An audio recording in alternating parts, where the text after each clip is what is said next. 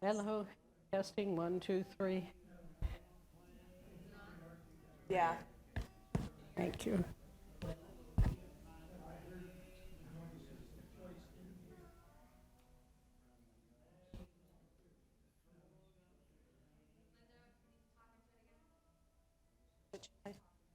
Hello. Hi, Rhonda.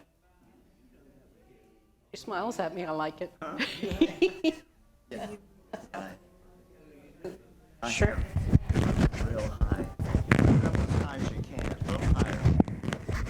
A little higher. That's it. There you go. You need it. 1, 2, 3. Is that better? Once you get an air, Hello. Better? 1, 2, 3. get an air. It's better. Except my ears are covered between glasses and hearing aids. There's okay. not much else room. No. Already occupied. Neck. Right, right. Is that okay? Or? Yeah, we're good. Okay. Okay, everyone. Welcome. I am Becca from the program office. If you haven't seen me yet, I'm fairly new. Just a little plug first before we start. This Thursday at 10 o'clock, we're going to the Countryside Pool. That's outside at the Y. We have several openings. Enjoy the sun. We're having La Rosa's Pizza, so please sign up for that. But I get the honor of introducing Linda Fowler, one of our very own here at Otterbein, and she'll be sharing with us about hearing loss. So please welcome Linda. Okay. I'm going to be lazy and get that chair. That way I don't have to sit in front of them behind the podium.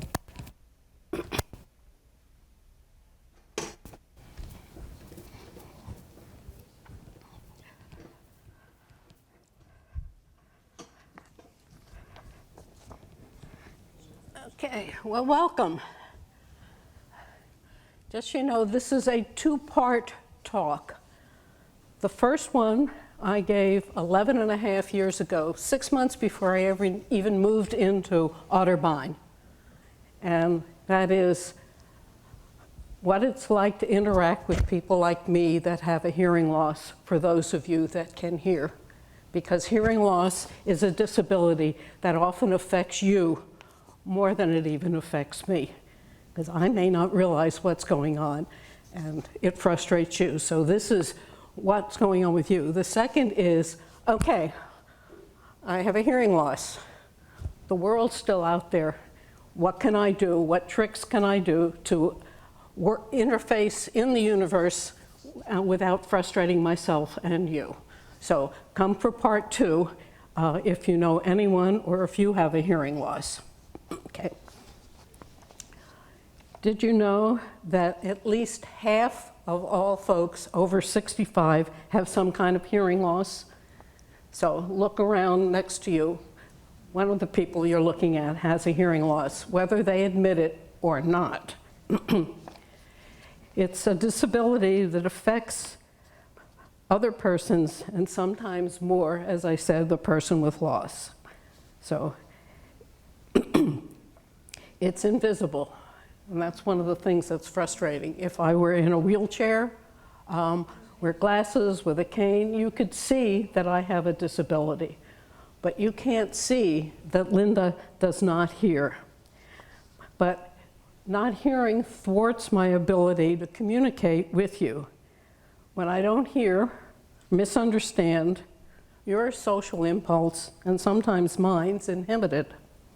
Especially if you're unaware of my predicament, we could lose a mutually rewarding relationship because of this hidden barrier.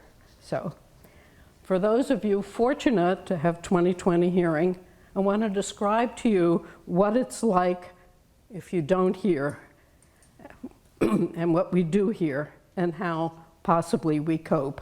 You can help. You can assist in our communication. So be aware if somebody's losing their hearing, and these are best ways to try to help them. I'm hard of hearing. I grew up with awareness of these. In the 1950s, my mother got her first set of hearing aids. She didn't hear much without them. I spent hours and hours working with her, doing reading, teaching her how to lip read. I noticed that she often talked over people in groups. She talked a lot more than she ever listened. Do you know anyone like that? I think we all do. Some are what a friend of mine has dubbed the I, me people. But then there are those with hearing loss, because believe me, it's easier to talk than it is to listen and try to understand what's being said. So my disability affects you. I wear hearing aids. They're expensive, but now, no matter how expensive they are, they will never, ever provide 20/20 hearing. I got a new pair of hearing aids. They cost me about $5,000. John will always ask, what kind is it? My answer is 2 p.m. That's because I heard time, not kind. Here's what I find. In large rooms, sound systems can reverberate, and that hinders my understanding. Trying to hear in the 1912 is hard. In the Porca Lab, even in the Jones room, it has a hearing loop system. When I ask you to repeat, please don't talk louder. That does not help, but try to repeat what you said, speak slower. When you speak behind me, I don't know what's said. So if someone asks a question or makes an announcement, please be in a position to read lips, which has been really, really hard in the last 2 years because I can't read lips through your masks. I do go to one place and the nurse there has gotten a mask with a clear piece, which has made a huge, huge difference. One of the things is I can't recognize the direction of sounds. So when I'm in a large group and the conversation is bouncing from one to another, I can't keep up. I feel like it's trying to watch a ball in a tennis match. I often miss the serve. And if I just happen to be looking at you when you were talking, then you change the topic. And all of a sudden, I'm heading one way and you're talking another, and I can only guess. When more than one person talks, I get totally lost. I concentrate so hard, I get a hearing.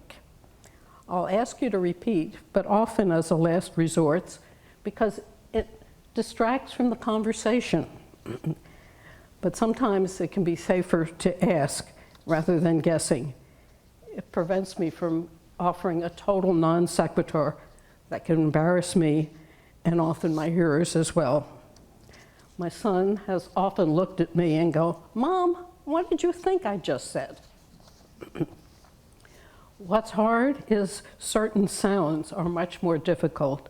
The T's, K's, F's, S, TH, SH, those are really difficult to understand. But people with hearing loss hear some frequencies better than others. That's why they're told they have selective hearing. And truly is, if you look at an audiogram, no one has lost hearing probably on a straight level. There are some sounds that you hear more than others. I was at a small gathering and I heard a friend come up to me and say, "Linda, you look like an elephant." What? My friend Don was with me, puts his hand on my shoulder and says, "Calm down." What she said was, "You look very elegant." True story. Elephant, elegant. I read lips. I do not read tongues. Please, don't whisper to me. I can't hear it. So invariably, I'll just nod and hope I haven't agreed to something I later regret. When you tell a joke, invariably, your voice drops for the punchline, and I miss it. Everyone's laughing, and I just sit there. It's frustrating, so I tend to avoid those types of situations. I hear some people's voices better than others. I hear some sounds like a loud faucet drip, but other sounds I can't hear. They feel softer. I have trouble hearing on the telephone. That's why I have a speakerphone, and anyone with a hearing loss can get, for no cost, a speakerphone that has captioning on it so that you can read what it said. So talk to me about that if you think you have a way to get that. I can get that for you. But when you call me, please slowly give your name. Remember, I don't hear all the sounds. I try to fill it in. And with a name, there's not as many clues. When you give your number, speak slowly. You know your number. How many times have you heard somebody say, 513-779-9477? Okay? They know the number. You'll never get it. In fact, if you repeat it, the other thing that has happened with my losing my hearing is it now takes, for some reason, it takes longer for the information to flow through my brain. I feel like I'm on a slow dial-up rather than high-speed internet. This decrease in message from ear to brain comes as we age, and it happens much more frequently for those of us with hearing loss. Having hearing loss is day after day of tenseness. It impacts my joy of living. I no longer have the radio playing in the background. I will miss a phone call or a doorbell. Remember, it's an invisible condition, so the effects can be taken for other problems, including dementia. If a person appears inattentive, unfriendly, detached, rude, bright, or confused, it could be hearing loss. Since it's a communication disorder, it affects not everyone, not just the person who does not hear. It can cause anger, irritation. Hearing aids will help. I could not function at all with mine. Years ago, I was at a hotel and the fire alarm went off. Linda slept through the whole thing. It turned out that it was a false alarm, but the whole hotel was evacuated. So I've learned that there are things, and this is part 2 of the talk, that you can use in a hotel room. But if it had been a real fire, I wouldn't be here now. So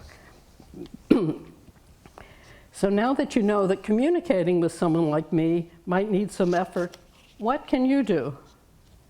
Most important thing is please face me. Don't cover your mouth. How many people talk like this? Those folks that have wonderful mustaches, you make life harder for me because it's harder for me to find that lip. We all hear better when we see the speaker's mouth. Seeing a mouth is often more critical than even wearing hearing aids. In fact, I've been known in very loud places to remove my hearing aids and just lip read.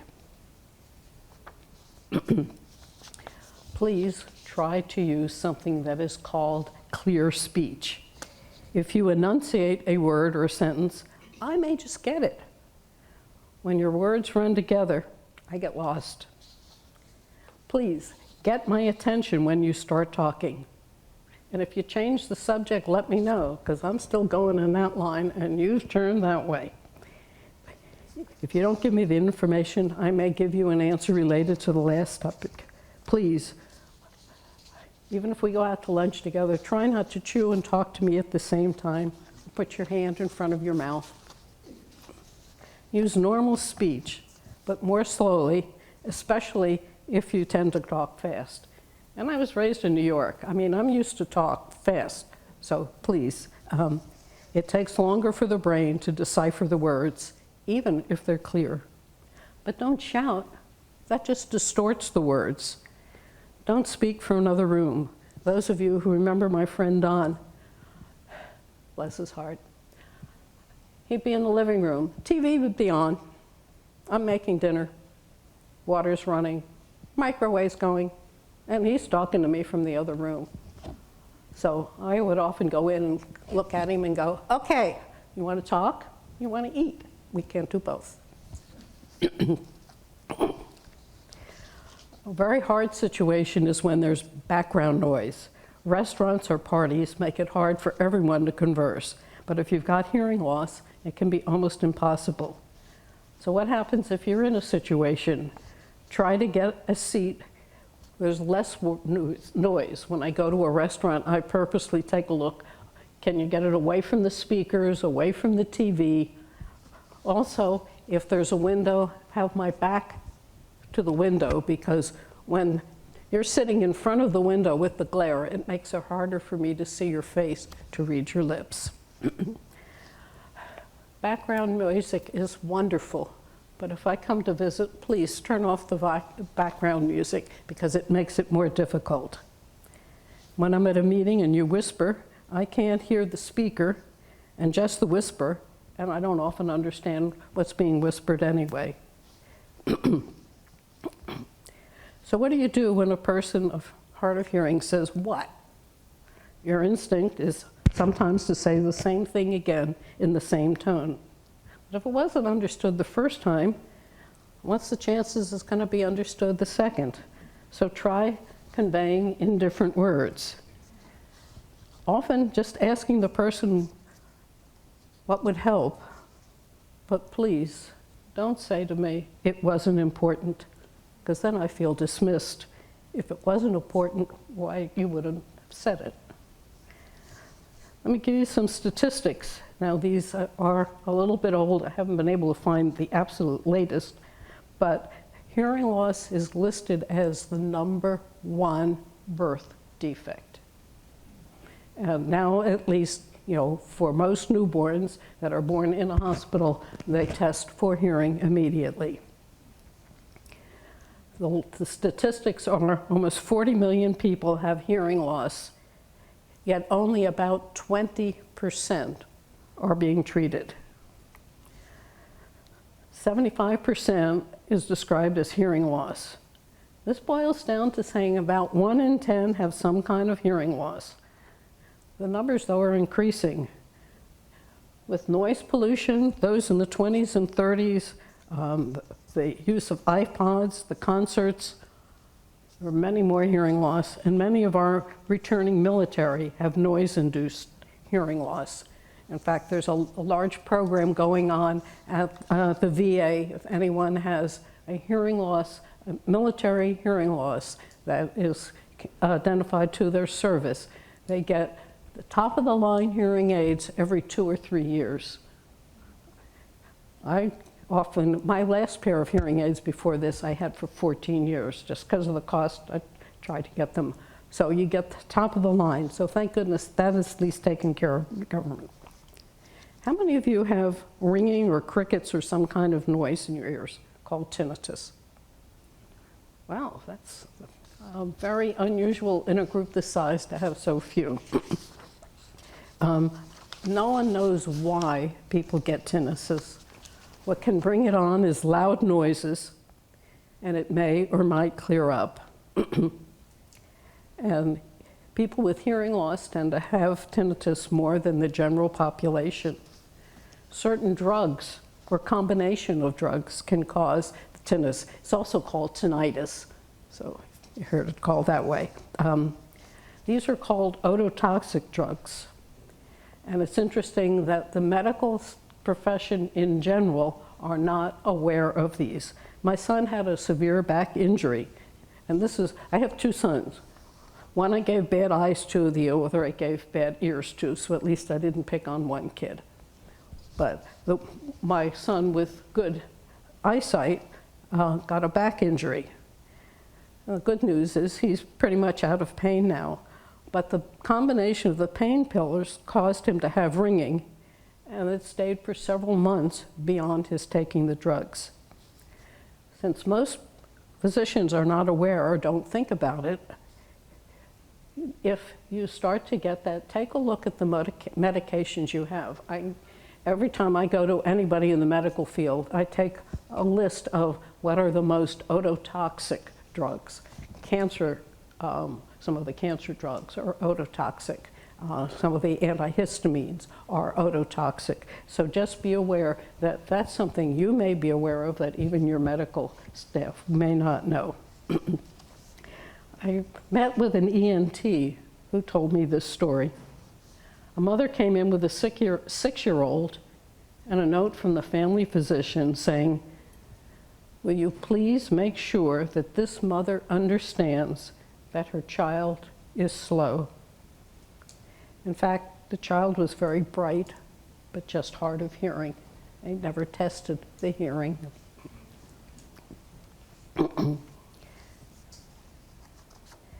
So everyone with a hearing loss needs to find an advocate to help those.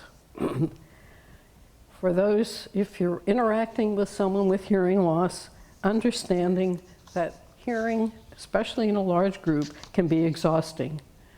It demands constant concentration, and sometimes it's easier to fake it.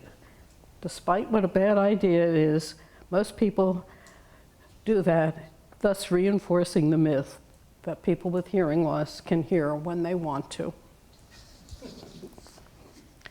Okay, you or someone you know might have hearing loss. So how can you convince them to do something about it? You can't. But what you can do, and I often do to people who come to me, is recommend just go get an audiogram, get a baseline.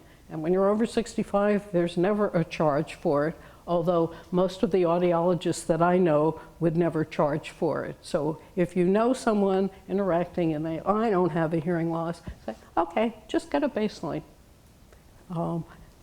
That way you're not nagging them and you have a place to start.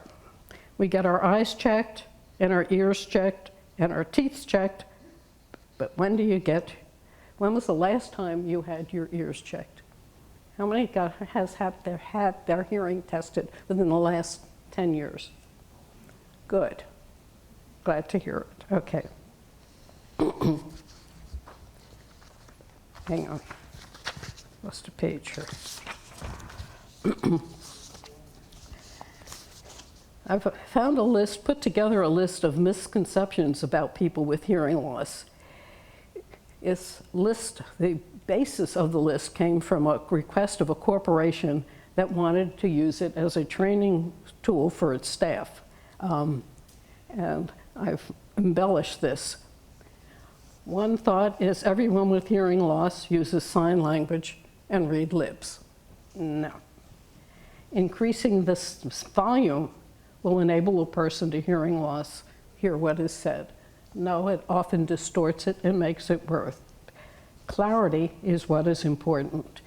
It's kind of like you ever turn on the radio and it's not quite on the station, and then you turn it and you get it on the station. That's what we're looking for. But often what I hear is not quite on the station. That hearing aids and cochlear implants restore hearing to normal. I'll never, ever have 20/20 hearing. It's better with hearing aids, and I'm told that cochlear implant will get closer, but I'll never, never get 20/20 hearing. It's often the stigma that people with hearing loss are dumb, stupid, mute, have intellectual limitations, and are unsuccessful. That only older folks have hearing loss. That's not true. And hearing loss is shameful, make you look old. I don't know about you, I see many folks who wear glasses. In my age group, when I got my glasses in elementary school, I didn't want to wear them because you didn't have, and I'd walk around like this, and I'd remember what color shirt you have so I could find you through the rest of the day. So now glasses are accepted. We need to understand that wearing a hearing aid is not shameful.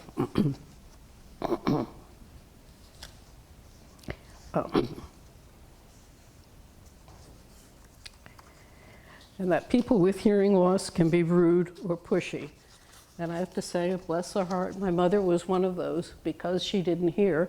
And at the time that she had hearing aids, for most of her life, all hearing aids were something that increased the volume of everything. Whereas the newer hearing aids will take your audiogram and where you don't hear, we'll bring it up to another level if you don't.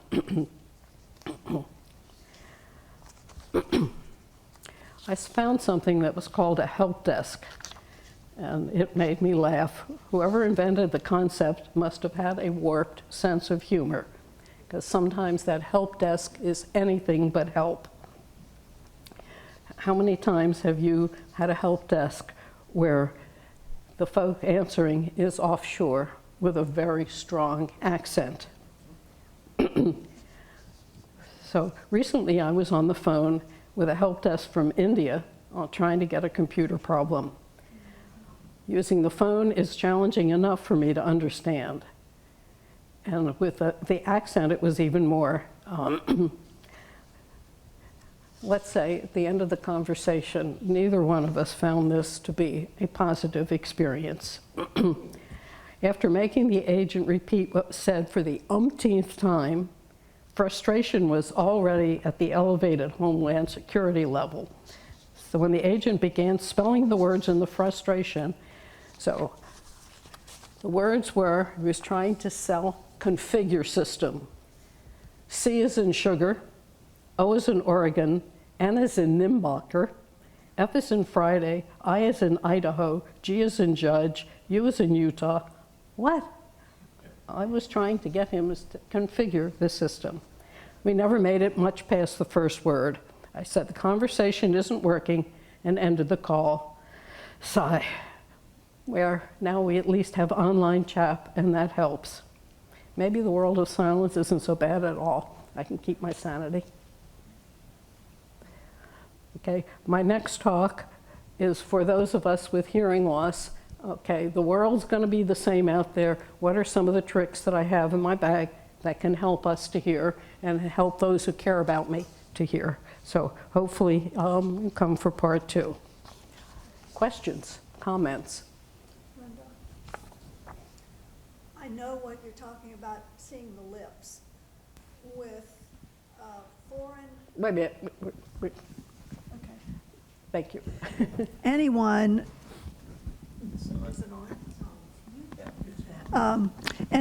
who is from another country and doesn't have very good English pronunciation, it's very difficult at times to understand them. If I see their lips, if I'm facing them, I can more easily determine what they're saying, but speaking on the phone is exceedingly difficult. So I understand that part of it. Mm-hmm.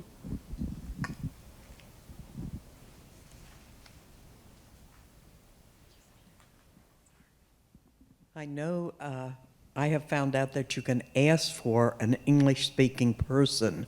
You don't have to stay on the phone with that call. They will transfer you to someone else on most calls. And don't be afraid to ask. I'm sure they're wanting you to ask about it.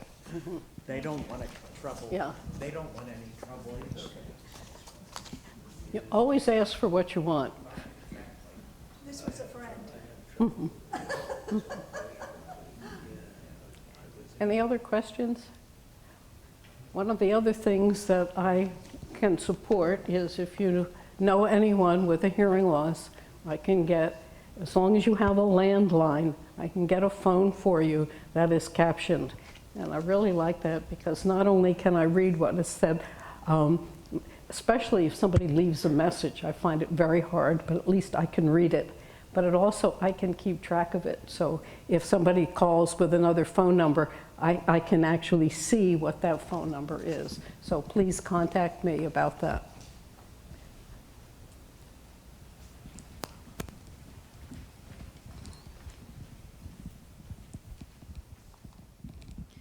You're commenting about the caption call phone. I have one, but it's interesting to me that it's a machine or a person interpreting that. They often don't know how to spell, or they can't get the right name or whatever, and you have to sort of guess. But it definitely helps, especially after the conversation is over. I can scroll back, and I think that's what you just said. Mm-hmm. Then you can review and make sure you have all the facts correct. But I really appreciate the one I have. And it's funny when the captioner says, "Can't understand." Yes. Right. Does the tinnitus list last forever and get worse? I wish I could answer that. Mine does. Mine, I mean, at one point I realized I closed I like to, during the summer, before it was 90 degrees every day, I always like to sleep with the windows open. And one fall, I closed the windows and it was like I'm still hearing the crickets. So that has slowly developed to the point where now I never hear quiet anymore. No. And it's one of those things, I mean, there's all sorts of things that you can try. It is a neurological change. There are several different pieces, but taking these gummy bears is not going to change that tinnitus, so don't waste your money. My mother claimed that she heard silent night perpetually. Silent night, all through it, all the time. Okay, and here I'm going to use you as an example. When there is a microphone, one of the things, if you notice coming in, there's a symbol with it's a blue piece with an ear in that says that the room has a hearing loop system in. That means that I can push a button on my hearing aid and anybody that talks into the microphone, I hear like they're. So when I have somebody like you that says, I can talk, I don't need that, anytime there's a loop system, you're ignoring the rest of us. So please use, I mean, I have my teacher's voice. I taught high school for years. Believe me, I have a teacher's voice. But if you've got a place with a loop system, and there are more places, we have 4 of them. I'll talk more about it next time here. I just got word that 2 more of our Otterbein family have gotten approval to get hearing loop systems. I've worked around the tri-state area helping places get hearing loop systems. But notice that, and in Europe, they're all over, kind of thing. So I'll talk more about that. But if there's a microphone, especially if it's into the hearing loop system, please take advantage of it. Thanks for letting me pick on you. Other questions? And just know, please, if you have any questions, how do I, where do I, anything but how do I pay for my hearing aids? That I can't help. But anything else, I got involved in a group called the Hearing Loss Association of America early when it started. In fact, it started in Cincinnati almost 50 years ago now, and my mother was very active in it. In fact, I used to have monthly meetings from it. But philosophically, they started to support over-the-counter hearing aids. And I have a problem with that because I'll talk more about that in my next talk. So I no longer support this organization, although one of the things that I have done is try to get support for hearing loss as part of your Social Security and that type of thing. Question?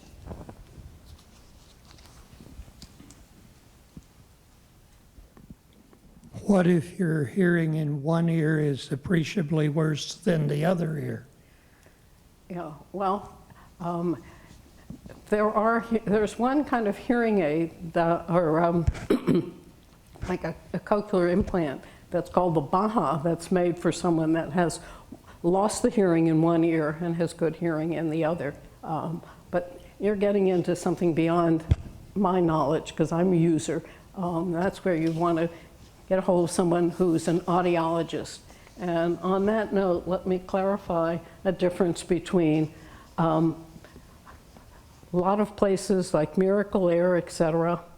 The folks are there to sell hearing aids.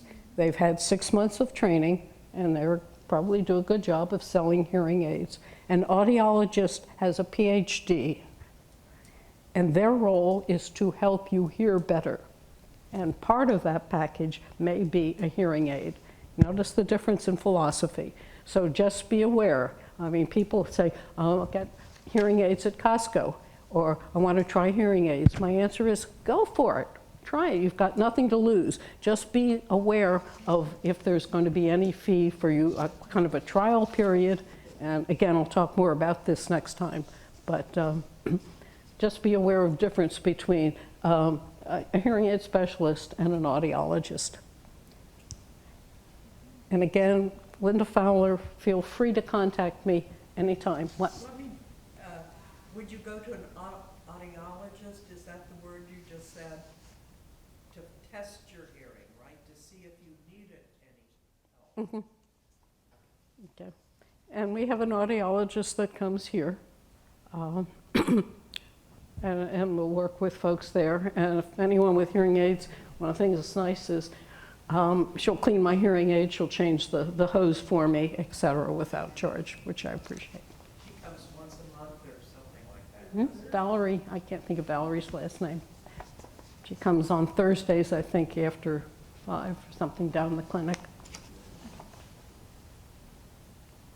Well, I hope I've helped, given you awareness on how to interact with people like me that don't hear, so you don't think I'm ignoring you, or when you say something, I give you one of these looks, because I misunderstood what you said. So thank you for coming.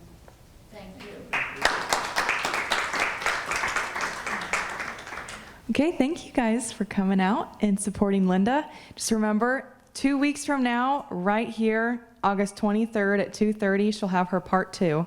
So I expect to see every single one of you. Have a good day, everyone. And bring those folks who say, I don't have a hearing loss, bring them anyway.